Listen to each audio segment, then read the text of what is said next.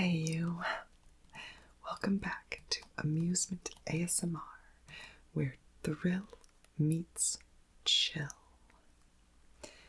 Today, we're going to travel across the world to the land down under, Australia, where I got to spend a glorious month and a half earlier this year.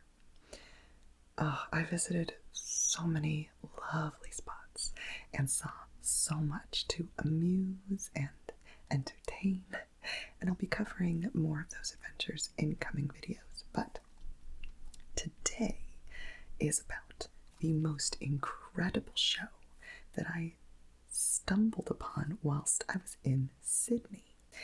Now, as I've mentioned, Alice in Wonderland is one of my all-time favorite stories. I love the original books by Lewis Carroll, and it's also one of my favorite rides in Disneyland. As I've mentioned before, I try to ride that ride just about every single time I go to Disneyland. Absolutely love that ride. I also love dance, so imagine my joy in discovering that the Australian Ballet was doing a production of Alice's Adventures in Wonderland during my visit. Such an incredible thing that I stumbled upon, and I managed to get a ticket for opening night, and it was everything I hoped it would be, and more. So, here is the oversized program from that night. Very on theme, right? Mad hats off to them. And I thought we could just go through this together and see what wonders it reveals for the magic behind this magical dance production. Okay, so let's dive into this amazing, huge program. Look at this thing. Alice's Adventures in Wonderland was choreographed by Christopher Wheeldon, so he was the creator of this ballet. But here are the other folks who worked on it. Music was by Joby Talbot. It was orchestrated by Christopher Austin and Joby Talbot. The scenario by Nicholas Wright. Set and costume design by Bob Crowley. Lighting design by Natasha Katz. Projection designs, yes, there are projections in this show, it was amazing, were by John Driscoll and Gemma Carrington. Puppet concept and design by Toby Ollier. Yes, there were also puppets. Huge, larger-than-life puppetry.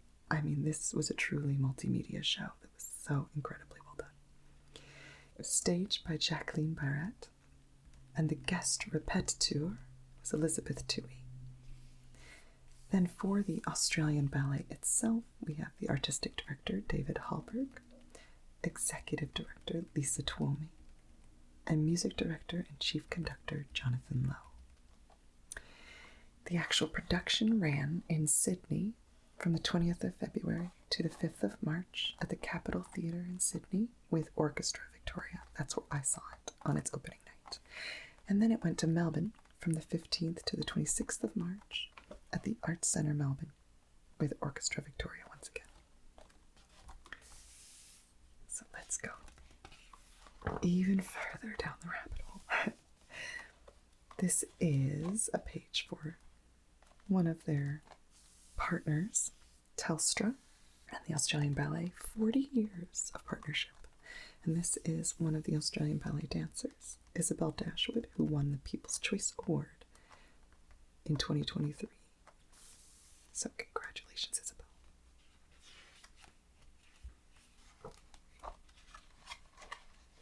Now, on the welcome page, we have notes from both the artistic director, David Hallberg, and executive director, Lisa Twomey. So it's really nice to have words from them both. So let's see what they have to say.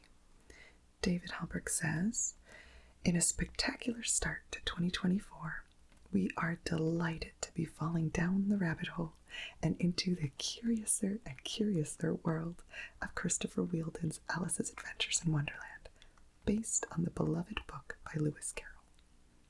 The Australian ballet last leapt into the topsy-turvy world of tap-dancing Mad Hatters and grinning felines in 2019, and we are beyond thrilled to be able to bring this story to the theater once more. Alice premiered in 2011 at London's Royal Opera House. Christopher Wheeldon, alongside a team of leading creatives that included designer Bob Crowley and composer Joby Talbot, introduced the 19th century fairy tale to the 21st century with distinctive dance storytelling and visionary production elements. Later this year, we will have the privilege of presenting the world premiere of Christopher Wheeldon's Oscar, a ballet based on the life and stories of Oscar Wilde, which has been commissioned exclusively for the Australian Ballet. Wow, I love Oscar Wilde. Now, Lisa Twomey, executive director, says, "It takes an extraordinary amount of talent and support to create a production of this scale. From the creative team behind the scenes to the masterful artists on stage, we are fortunate to work alongside the world's finest innovators and bring the very best of ballet to you."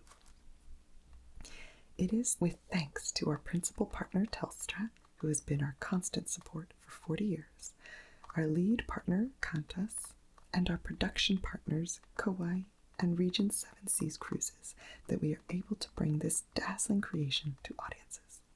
Additionally, we receive invaluable support from both the federal government and the governments of Victoria and New South Wales, and from our most treasured supporters, our philanthropic community and ballet family. It is thanks to the Kenneth R. Reed Fund that this production is possible. Alice's Adventures in Wonderland is a ballet unlike any you've seen before.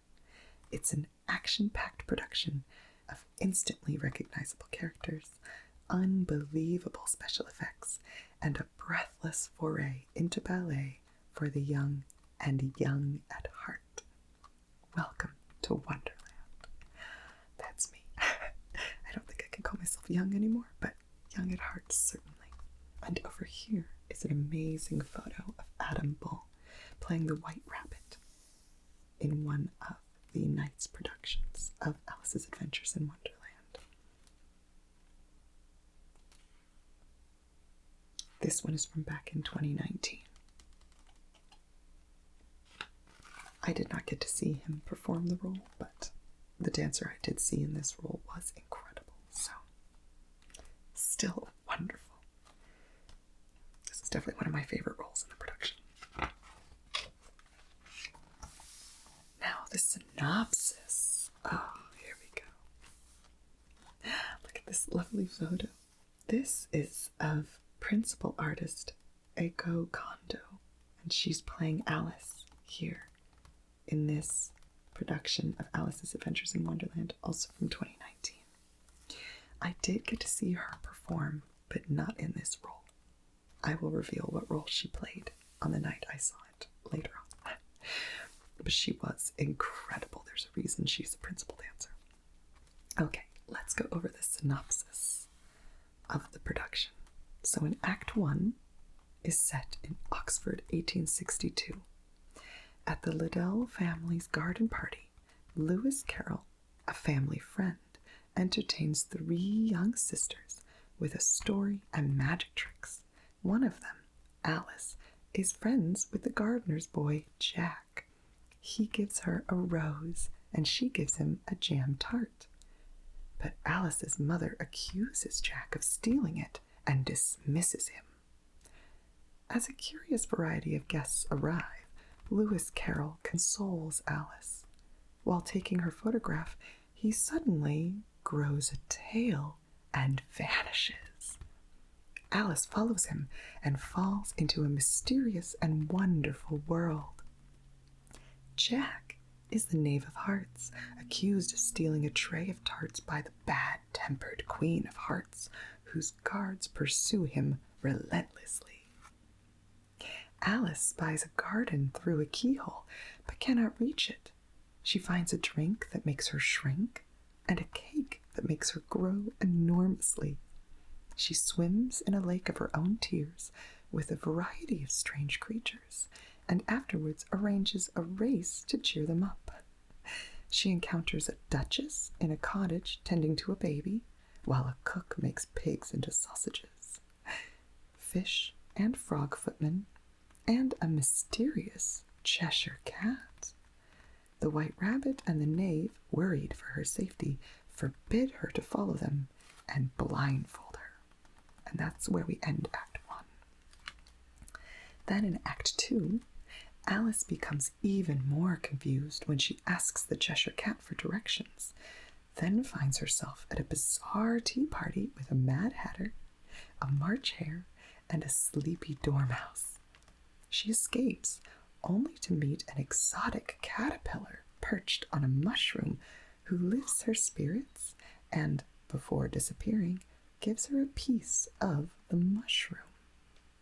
At last she finds herself in the garden, full of strange and beautiful flowers, and to her delight, she finds the Knave.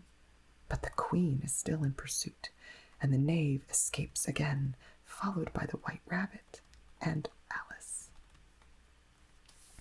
Now let's go over to Act 3. 3 gardeners are painting the rose bushes red, having mistakenly planted white ones, which the Queen hates. The Queen arrives and orders the gardeners to be executed. She shows off her dancing skills. Then she and the Duchess begin a croquet game with flamingos for mallets and hedgehogs for balls. When she accuses the Queen of cheating, the Duchess is next to be ordered for execution. The Knave is discovered and brought to the castle to face trial. All the colorful characters are witnesses and accuse the Knave as the trial descends into mayhem. His defense has little effect, so Alice intervenes. He is innocent, she insists. If anyone is guilty, it is she. Together they deliver a final testimony, winning the hearts of all but the Queen, who seizes an axe. A chase ensues.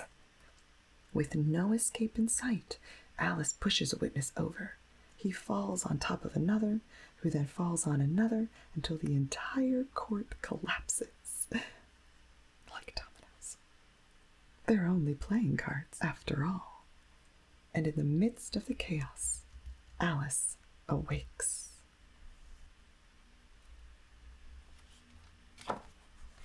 Oh, and here we have an amazing photo showing the middle of the production when the Queen of Hearts is being wheeled across stage in her incredible heart-shaped carriage.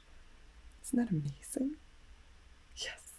She has this that she's sitting inside of. This is her bodice, and this is held above her head.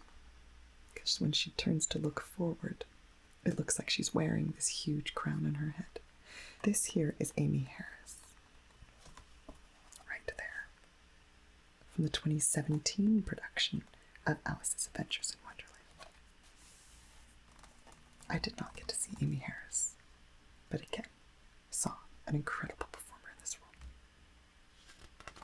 And all of her guards. Just incredible costuming in this show.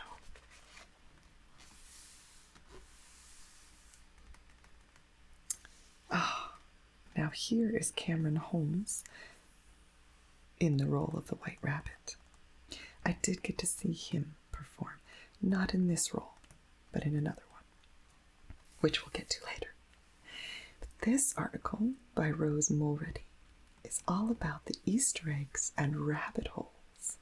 One of the many pleasures of Alice's Adventures in Wonderland is noticing the references and homages embedded in the ballet by its 3 central creatives. And again, that's production designer Bob Crowley, choreographer Chris Wheeldon, and if we come back over here, music Joby Talbot. Those 3 central creatives helped put a lot of Easter eggs and references and homages to other stories and inspirations that led them to come up with this concept, this whole production, all throughout the show. I won't read this full thing because it is quite a long article. But I'm just going to point out some of the productions in here that you see mentioned. So, of course, the Lewis Carroll's books, Alice's Adventures of Wonderland, and I imagine also Through the Looking Glass, were huge inspirations. But also The Sleeping Beauty. Looks like that is referenced there. And let's see what else they mention. Victorian era and Crowley's childhood. Growing up in 1950s Ireland.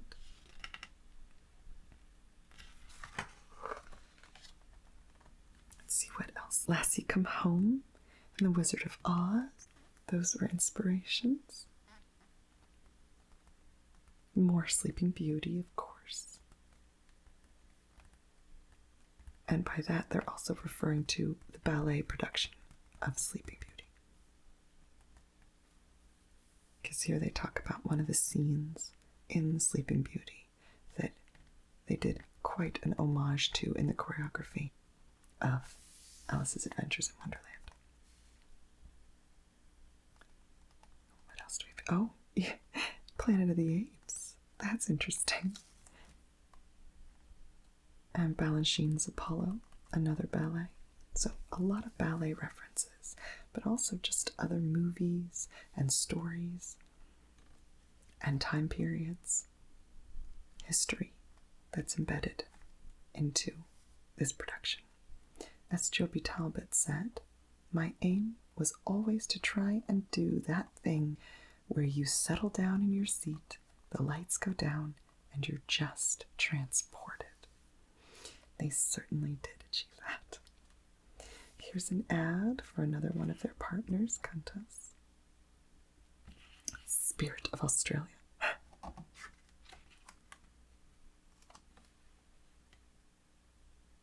And two other Australian ballet dancers, Maxim Zenin and Lila Harvey.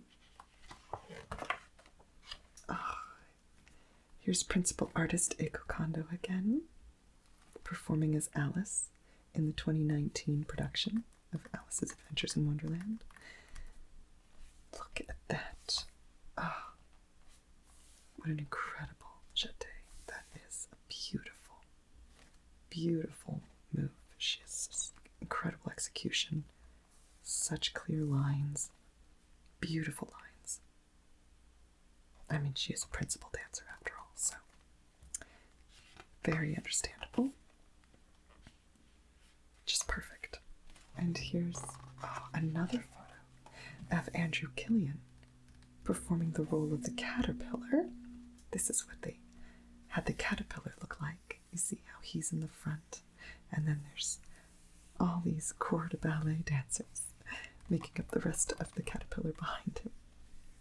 And this was Andrew Killian playing that role in the 2019 production.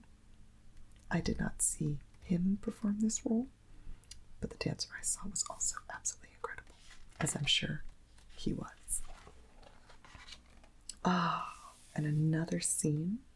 This once again has principal artist Eiko Kondo performing as Alice, and then all the other artists playing the silly creatures that she, again, remember, arranges a race for. This is them in the middle of the race. It was an incredible production. And see, they have all of these beautiful background of letters. This was a projection that was going on behind them. This is from the 2019 production again, but the one I saw was very, very similar.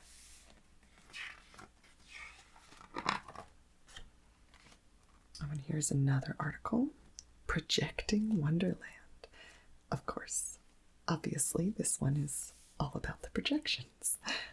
How old-fashioned movie magic and state-of-the-art technology create Wonderland's Mad World by Heather Bloom. So I will let you pause the video if you want to read this article in full. But it really was incredible what they did with projections in this production. I was so incredibly impressed. And here we have a photo from the 2019 production of Alice's Adventures in Wonderland. Here we have Benedict Bemet playing Alice and Andrew Gillian playing the White Rabbit. And they are escaping together in a boat that looks like it was folded out of paper. And you can see the pages it was folded out of are pages from the actual book of the story. Isn't that incredible? And then projections behind them, because this article is all about the projections. Oh, it was, to see this live in person was incredible. And here's more of the article, in case you want to pause the video and read all of that. As Gemma Carrington said, "For me, there's no need to overcomplicate things. You can use what seems like really complicated technology in a simple way to tell a story and communicate a stronger message." Really amazing. And here is another advertisement for La Trobe University, which is the official research partner of the Australian Ballet. And here in the photo is principal artist Benedict Bemet, who we just saw performing Alice right here. I did not get to see her in the production I saw at all, but I'm sure she is an incredible dancer. Now we get into the bios for all of the folks involved in the production. So here on these 2 pages is all the creatives who we've talked about already. Christopher Wheeldon, the choreographer, his incredible bio. Joby Talbot, the composer. Bob Crowley, set and costume design. Natasha Katz, lighting design. Gemma Carrington, projection design. And John Driscoll, projection design. And then Nicholas Wright did the scenario. And Toby Ollier, puppetry design. Oh, amazing. Thank you, all these incredible people, for what they created together. It was spectacular. But my guess is the next page. Oh, we have a few more creatives. How could we forget Jacqueline Barrett, the guest repetiteur, and also Elizabeth Toohey, guest repetiteur. And then Jonathan Lowe, music director and chief conductor. He's who I saw conduct the night I went, of course, which is incredible. And Joel Bass, who is the Robert and Elizabeth Albert conducting fellow. So he must be studying under Jonathan Lowe. Then, what high-end production would be complete without an ad from Chanel? Chanel is dedicated to animating the Australian Ballet's legacy by preserving its past to inform its future. Our patronage extends the house's support to innovation and excellence in the arts. Wow. They're a living heritage partner since 2020 of the Australian Ballet. Thank you, Chanel. Oh, here we go. Now we get into the dancers. Incredible artists. These are all the principal artists. Now, I did not see all of these folks perform, but these are all the incredibly talented individuals who are principal artists for the Australian Ballet. But let me point out the ones I did see perform. So first of all, Brad Chenoweth. I got to see him perform the iconic role of the White Rabbit, and of course Lewis Carroll in the first act, because Lewis Carroll becomes the White Rabbit. He was amazing. And then, Eiko Kondo, this principal dancer that I was really hoping I would get to see perform the role of Alice. I've seen, of course, all the promotional materials that featured her as Alice, and I was really hoping to see an Asian Alice. That kind of representation on stage would have been just incredible. But unfortunately, she did not play Alice that night. And frankly, I'm actually happy about that because the role I got to see her in was the Queen of Hearts. And that is actually more my favorite character in the story than Alice herself. I, for some reason, have a deep love for the Queen of Hearts, and she was incredible in this production. It was absolutely my favorite performance and my favorite role in this production, and I was so happy that I got to see that. And in the role of Alice, I actually got to see Sharni Spencer here, and she was also spectacular. So really incredible having these three folks dancing opposite each other. And then, for more principal roles, these guest artists I did get to see. Well, I got to see Ben Davis as the Duchess, and he was hilarious. Definitely the comic relief of the production, and just so fantastic. Kind of like the evil stepsisters are often played by men in the stage production of Cinderella. Really fantastic performance by Ben Davis. And Stephen Heathcote is who I got to see play the role of Father and King of Hearts. That's important to note because in the first scene, when we have Lewis Carroll, we also have Alice's mother and father. And the mother later becomes the Queen of Hearts because she scolds Alice and then becomes that same character that's the evil villain. So Eiko Kondo played the mother and then the Queen of Hearts. And Stephen Heathcote played the father and then the King of Hearts. Now, here are all the rest of the dancers in the Australian Ballet who are not principal dancers. So let's go into each one of these folks that I got to see perform the night I saw it. So let's start with Nathan Brooke. I got to see him perform the role of Raj, or the caterpillar.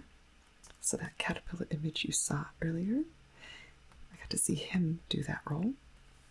Jared Madden actually played the Knave of Hearts, who was chased by the Queen of Hearts the entire production, who is also Jack, the one and the same Alice's love interest through the whole production. So he was excellent in that role.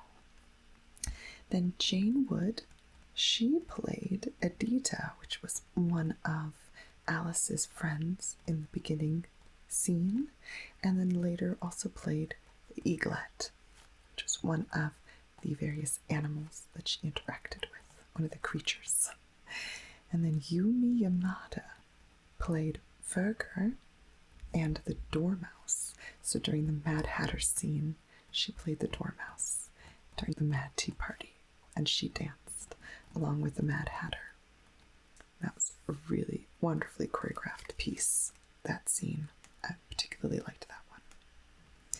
Okay, then in this group, Victor Estevez and Cameron Holmes were two of the gardeners. There were 3 gardeners in total who were painting the white roses red. And these were 2 of them, Victor and Cameron. Then I also saw Lucien Chou. He played one of the footmen and also the fish. There was a duo of a fish and frog that danced together, and he played the fish. Okay. Moving on to this page. Timothy Coleman, I got to see perform the role of the vicar and March Hare. He was the vicar in that first scene before we go down the rabbit hole into Wonderland. And then he also became the March Hare. Then Evie Ferris, I got to see her perform the role of Lorena and Laurie. She was also one of the other friends of Alice's in that opening scene. And then throughout the story, another creature she interacted with. And then Drew Hedditch is the third of those gardeners painting the white roses red. And then Larissa Kyoto Ward. Oh, she played the cook who was turning pigs into sausages in the scene in the cottage where we first meet the Duchess, and she was so fantastic. There was actually a really fun kind of side story between her and the executioner. She sort of developed a crush on the Queen of Hearts executioner and chased him around quite a bit. And that was just some comic relief that she did a fantastic job at. And then George Murray Nightingale. Oh, he played the magician who became the Mad Hatter. So he was a magician that came to the party with all the guests, with Alice in the very first scene, with the mother and father and her friends and Lewis Carroll, that real world scene. And then he turns into the Mad Hatter. And again, that scene was just so fantastic. The dance between him and the Dormouse and Alice and the March Hare, it was just such a good production, good choreographed piece, especially because the Mad Hatter tap danced while all the other dancers did ballet. All together, they all danced together, him doing tap and the others doing ballet. It was so well woven together. It was a really incredibly beautiful job. And George Murray Nightingale did a wonderful, wonderful performance of that. Then Matthew Bradwell played the executioner. He was also the butler in the opening scene and then became Queen of Hearts executioner. So these two had a fun little silly love story all throughout the production, which was very fun together.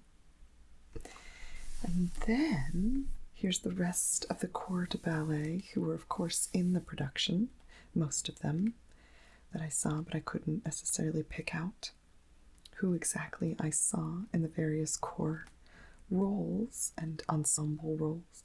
But Yixuan Wang I did see in a featured role because he played the other footman / the frog who did the lovely duet with Lucien Shu here, who was the fish. So the two of them danced together. And that is really impressive for Yixuan especially, because he's in the corps and he got to do a duet number, which is really rare for someone in the corps. So we could probably expect great things from him in the coming years. All really incredibly talented performers, though, in the Australian Ballet. And here we see Callum Lennon. He's dressed as the knave. This is when Jack becomes the Knave of Hearts. This is his knave costume. So you can imagine Jared Madden dressed in this outfit. Because I did not get to see this dancer. This is a principal artist, Callum Lennon. But I saw, again, Jared Madden in that role. And here is an ad for one of the Australian Ballet's other partners, Kauai, which features Jill Ogai, principal artist, and Nathan Brooke, senior artist, in this picture. And again, Nathan Brooke is who I saw perform as the caterpillar. And here we have the rest of the artistic staff of the Australian Ballet. So we have Fiona Tonkin, artistic associate and principal coach. We have Stephen Heathcote, who we remember playing the father and the King of Hearts. He's also principal repetiteur and regional touring associate. Here we have Christine Martin, who's a soloist repetiteur, and Laura Day, who's the corps de ballet repetiteur. Up here, in this page, we have Charles Anderson, who's another corps de ballet repetiteur. Jacqueline Clark, who's the assistant corps de ballet repetiteur. And Megan Connolly, who's a repetiteur and rehabilitation specialist. These are all incredibly important staff to keep the ballet running smoothly, all the rehearsals running smoothly. So, it certainly takes a village to run a ballet as extensive and illustrious as this one. Let's move on to the next page. Oh, this is all about the philanthropy of the Australian Ballet. What a delight it is to be celebrating the start of season 2024 with a trip back down the rabbit hole. And here we see principal artist Eiko Kondo again, and Tai King Wall playing the Knave of Hearts opposite her Alice. And this was in the 2019 production. Again, so amazing. And this is all about the foundation board of the Australian Ballet.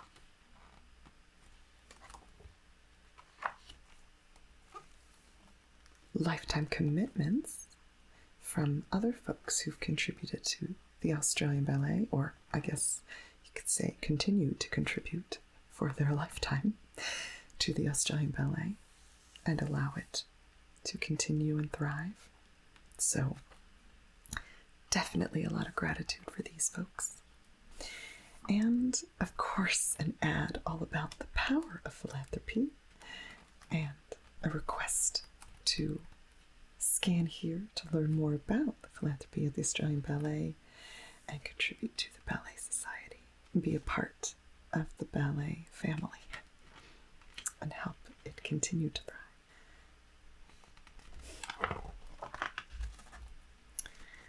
Oh, now here is the extensive credits of everyone in the Orchestra Victoria, which is the orchestra I saw that did all the music for the production of Alice's Adventures in Wonderland that I saw in Sydney.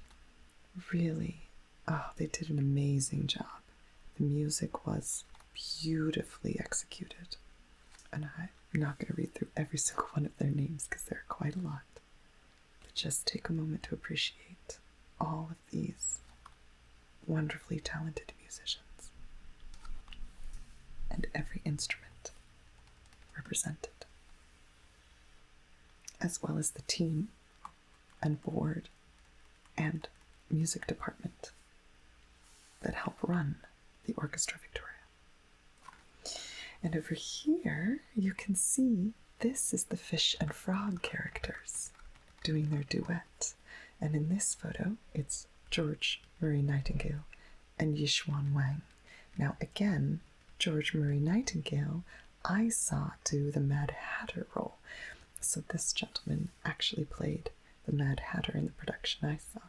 But Yishuan Wang here did play the frog in the production I saw. So he was in this outfit the night I saw the production. Really incredible job.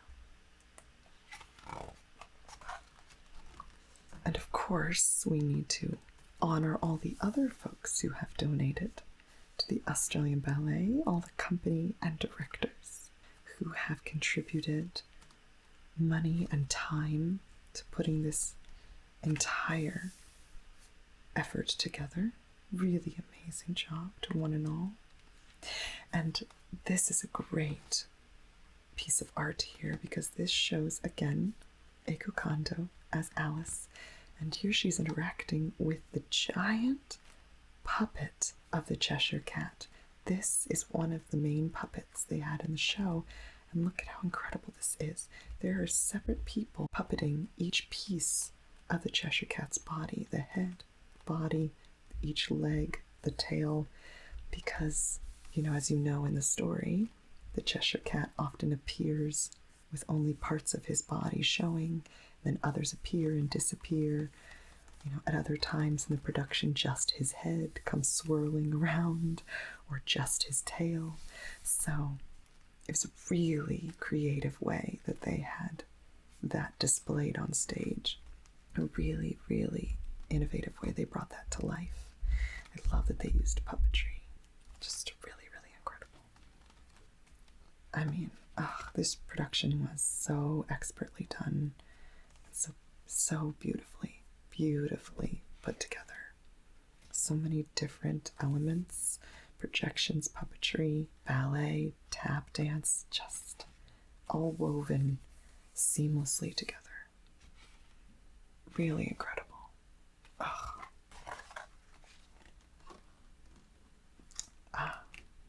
And here's the Mad Hatter. This is Jared Madden dressed as the Mad Hatter. And again, he's who I saw playing the Knave of Hearts, aka Jack. So just imagine this gentleman in the knave outfit you saw earlier. And imagine George Murray Nightingale, who we saw here, dressed in this Mad Hatter's outfit. Just switch them all around. Use your imagination. Which is what Alice in Wonderland is all about, after all. So here's all about the Arts Centre in Melbourne.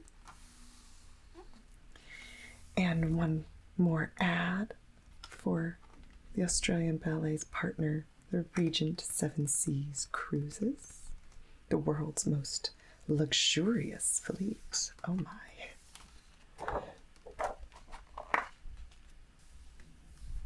A final thank you to all of their partners.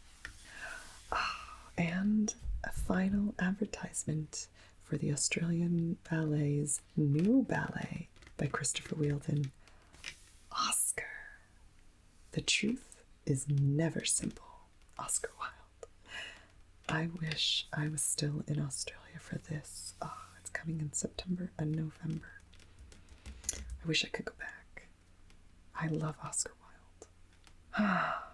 Just incredible. This ballet company does fantastic work. I am a fan now. And the back page, with the white rabbit once again, bidding you farewell at the end of our video. Okay, well, thank you so much for watching. I hope that I made your day a little bit happier and tinglier and more magical, or at least more amusing. Now, please go watch another video, because that's how YouTube knows to care about these videos and share them with more people who could use some amusing ASMR thrills and chills. So you can click on this one that Future Me has put on the screen for you right here. Thank you again, and I will see you next time. Perhaps in that next video right now.